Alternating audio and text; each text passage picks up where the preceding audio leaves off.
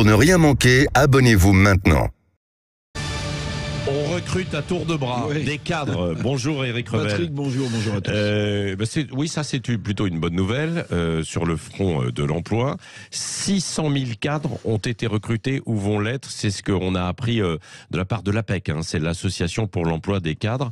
Et alors, est-ce que c'est en 2 ans? Est-ce que c'est un simple rattrapage après la crise du Covid ou pas? Il y a quand même un paradoxe, une incohérence. La croissance française est plutôt molle. La conjoncture économique n'est pas bonne. Et vous l'avez dit, l'APEC nous dit, l'Association pour l'emploi des cadres, 300 000 recrutements en 2022, plus de 300 000 attendus en 2023.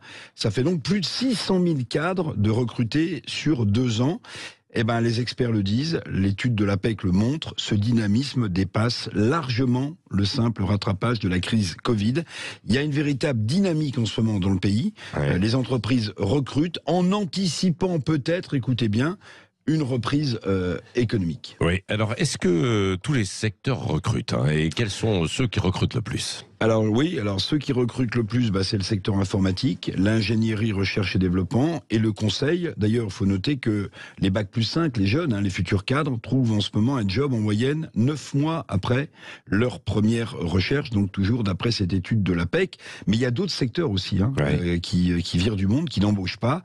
C'est le cas de la construction et du commerce qui affichent des taux négatifs. Alors, pourquoi est-ce que le commerce et la construction sont pas au mieux en ce moment? Il y a les difficultés actuelles de la production de logements, on en parle souvent, donc on cherche moins de cadres dans ce secteur. Puis il y a aussi des difficultés avec la montée en puissance du e-commerce, du commerce tout court. Et on en parle aussi souvent sur Sud Radio. Il y a une bourrasque de faillites dans le commerce d'habillement, des enseignes qui disparaissent ou de chaussures. Voilà pour les secteurs qui ne recrutent plus. Alors, vous avez évoqué le logement. On en parlera d'ailleurs tout à l'heure, dans une dizaine de minutes, parce que il y a l'alerte rouge pour les crédits, pour pouvoir obtenir des crédits. Sur l'emploi des cadres, la ventilation par région, est-ce que tout le monde est logé à la même enseigne ou pas? Non, pas du tout. Alors, il y a des régions phares, ça va pas vous surprendre dans la géographie du recrutement des cadres en entreprise. L'Île-de-France, bien sûr. La région Auvergne-Rhône-Alpes et puis la région Provence-Alpes-Côte d'Azur, là où sont finalement installées les grandes écoles d'ingénieurs comme le plateau de Saclay en région parisienne ou les grandes technopoles comme à Lyon ou à Sophia Antipolis juste à côté de Nice. Donc 3 régions, je viens de vous les citer, qui font 2/3 du recrutement des cadres.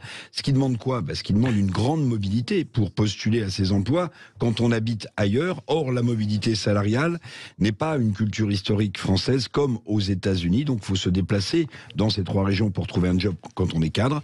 Et puis à noter aussi, Patrick, que l'APEC estime que 8 entreprises sur 10 disent avoir en ce moment des difficultés de recrutement.